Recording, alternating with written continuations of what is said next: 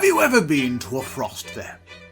Why, there's nothing finer on a cold winter's day, when the air is so crisp it almost hurts to breathe it in, and the ground below your feet crunches and crackles on the thick ice that was once a fast-flowing river beneath your feet.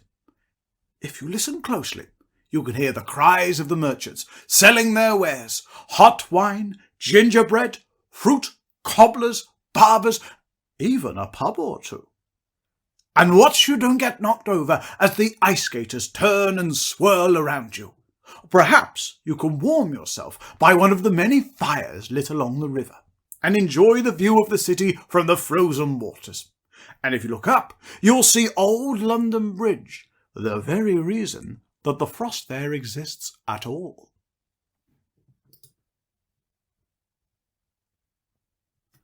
These frost fairs have been happening for decades, centuries even. Between 1600 and 1814, it was not uncommon for the River Thames to freeze completely for several weeks, even months at a time. You see, there has been more than one ice age, and during the Little Ice Age, the whole of the Northern Hemisphere was gripped by bitterly cold winters and freezing conditions, cold enough to make rivers freeze solid, including Old Father Thames. The reason this river was so susceptible to freezes was London Bridge itself. Built upon 19 arches supported by small piers with projecting starlings that would break up the flow of the river, in winter, when these arches get blocked with ice and debris, London Bridge acts like a dam, slowing the Thames and helping it to freeze.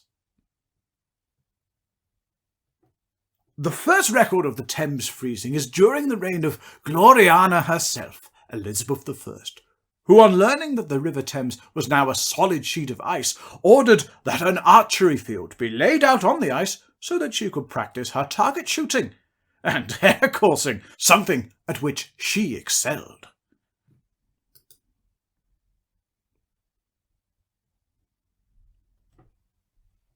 The onset of these unusually harsh winters brought with them death and famine, as the ground froze and could not yield crops, and the people struggled to stay warm. But they also brought opportunity, as Londoners sought to make the most of the situation. Ever enterprising and resourceful, they set up the first frost fairs on the ice. Between 1607 and 1814, there were 7 major fairs, as well as countless smaller ones.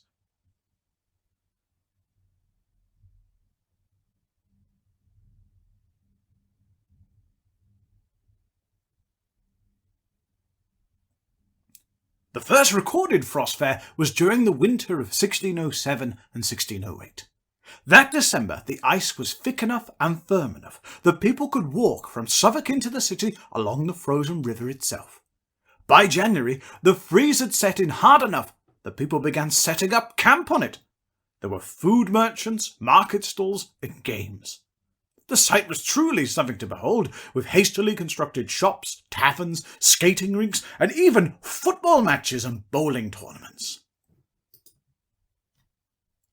The first frost fair was reported by Thomas Dekker, a famous Elizabethan pamphleteer, in his work The Great Frost, Cold Doings in London, except it be at the lottery with news out of the country, a familiar talk between a countryman and a citizen touching this terrible frost and the great lottery and the effects of them.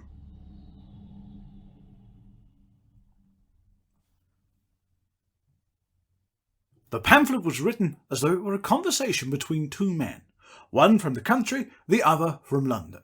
They discuss many things, but mostly how they are coping with how cold it is.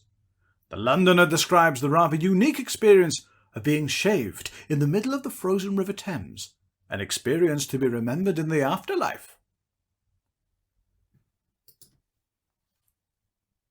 The winter of 1683-84 became known as the Great Winter, because lakes, rivers, and even the seas of southern Britain froze for up to 2 miles from the shore.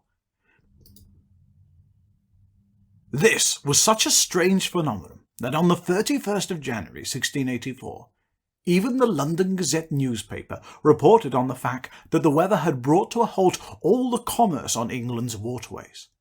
The fact that the Thames was at a standstill meant that hundreds of bargemen and sailors were literally frozen out of work. But from this great freeze rose incredible opportunity in the form of the Blanket Fair, perhaps the most famous frost fair of them all. The unemployed bargemen and sailors made opportunities for themselves to earn money by guiding sightseers out onto the ice, or turn their boats into sledges by means of runners and giving sleigh rides all along the frozen river, or selling books, toys and trinkets from market stalls. Barbers, fruit peddlers and goldsmiths also set up shops on the ice. Printers even hauled out huge, unwieldy printing presses to produce personalised fair tickets, poems and cards that cashed in on the novelty of publishing from on top of a frozen river.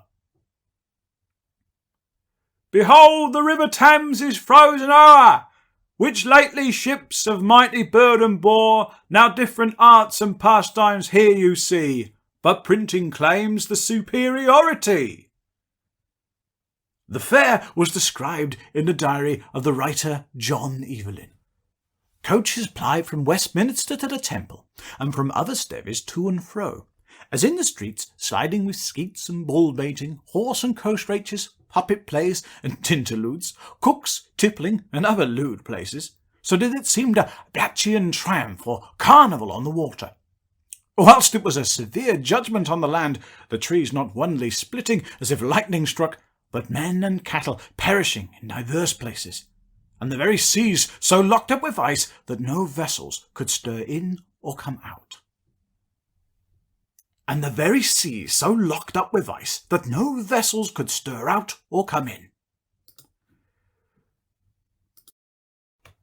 The fairs attracted everyone from the poorest peasants to royalty. Rumour has it that King Charles attended this fair and partook of a particularly fine spit-roasted ox. A ticket that was folded in his pocket, marking the occasion, is still in the collection at the Museum of London. A printout of the Frost Fair in 1715-16 shows us the variety of amusements that could be found on the ice. 9-pin playing, roast ox, a printing booth, a music booth, a tavern, a printing press, a gingerbread stall, goldsmiths, even a poet and his wife. This print is typical of those mass-produced before the fair, then customised on the ice, with the name of the purchaser. But with all the fun of the Frost Fair came grave danger, and it goes without saying that holding a festival on a rather precarious piece of ice inevitably meant that there were accidents and even tragedy. During the fair of 1739, a whole swathe of ice gave way and swallowed up tents and businesses as well as people. And in 1789, some melting ice dragged away a ship which was anchored to a riverside pub in Rotherhithe. As the Gentleman's Magazine wrote at the time, the captain of a vessel lying off Rotherhithe, the better to secure the ship's cables, made an agreement with a publican for fastening a cable to his premises. In consequence, a small anchor was carried on shore and deposited in the cellar, while another cable was fastened around a beam in another part of the house. In the night, the ship veered about, and the cables holding fast carried away the beam and levelled the house to the ground, by which accident 5 persons asleep in their beds were killed. By the 1800s, the climate was starting to warm up. The severity of the winters was at last waning, and the last ever London Frost Fair took place in the January of 1814. This fair would have been a welcome break for Londoners, who, weary of war and funding campaigns against Napoleon's army, and hearing of his victories in Europe, flocked to the frozen river, little knowing it was the last time they would do so. Although it only lasted 5 days, this fair was to be one of the largest on record.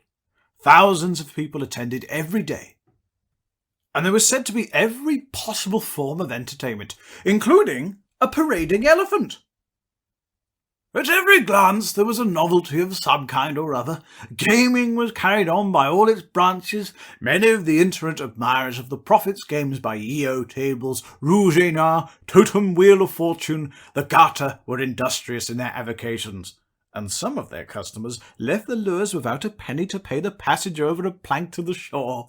Skittles played by several parties, and the drinking tents were filled by females and their companions.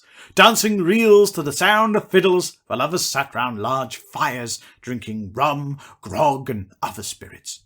Tea, coffee, and eatables were provided in abundance, and passengers were invited to eat by way of recording their visit.